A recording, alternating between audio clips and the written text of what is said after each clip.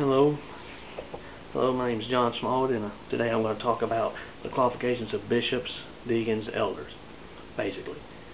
Preachers, deacons, or elders of the church. Now, this is a very powerful debate today, and a lot of people I've talked to. Well, there's a lot of preachers I've heard about, and I've actually talked to some on the internet that think they can preach. Even though they don't qualify based off the Bible, they still think God still uses them, and even though they're going against the Bible and they know it, and they're told, and they still say, "I'm going to still do it." I talked to one fellow called Whitewash Tombs. He's on Field Kid's website all the time, and he talks about how it's alright for him. He drinks wine, and that disqualifies him. And he's been married more than one time. He's disqualified with them two right there. I don't know any others, but them two already disqualify him. Just one of those disqualifies him from being a preacher, being a God-called preacher. But he still says, "But God still uses me, and people still get saved when I'm missing." I don't really care. The truth is, it doesn't matter. If you're going against the Bible, you need to stop.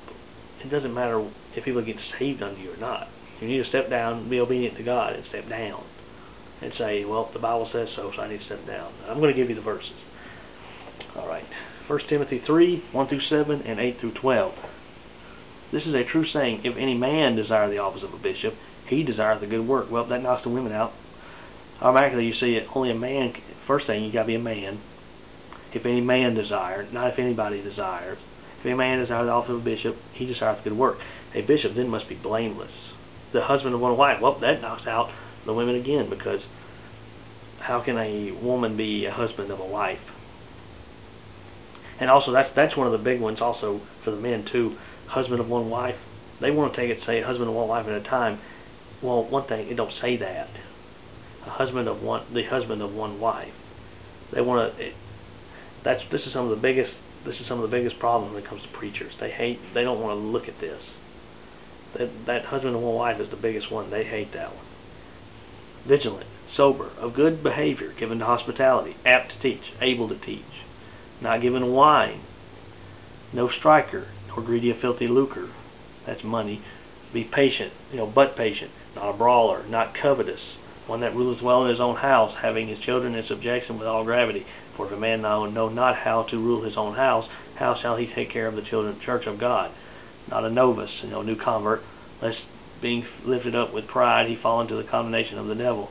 Moreover, he must have a good report of them which are without, lest he fall into reproach and the snare of the devil. Likewise must the deacons be grave, not double-tongued, not given to much wine, not greedy of filthy lucre, holding the mystery of the faith in a pure conscience.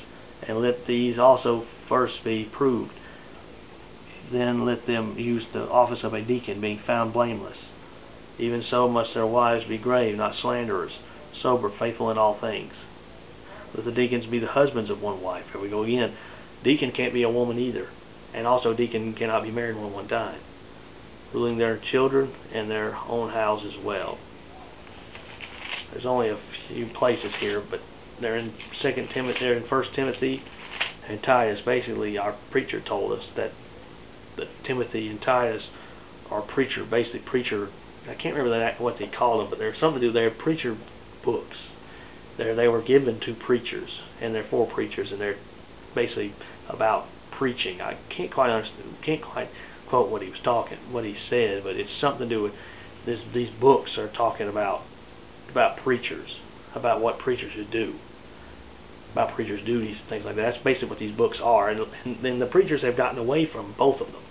That's what our pastor has said, and by some of the stuff he's told us about, preachers that he's dealt with, and that he has dealt with before, and worked with, and preached with, and had to rebuke before, they have. Titus 1, 5-9. "For this cause left I thee in Crete, that thou shouldest set in order the things that are wanting, and ordain elders in every city, as I have had appointed thee. For if any be blameless," the husband of one wife, there it is again.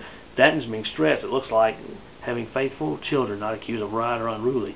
For a bishop must be blameless, as the steward of God, not self-willed, not soon angry, not given to wine, nor no striker, not given to filthy lucre, but a lover of hospitality, a lover of good men. That's not gay. That's not gay love. That's like brotherly love, not gay love. Sober, just, holy, temperate, holding fast the faithful word that as he hath been taught, that he may be able to, by sound doctrine, both to exhort and to convince the gainsayers. Well, that's the qualifications of preachers, or bishops, deacons, and elders.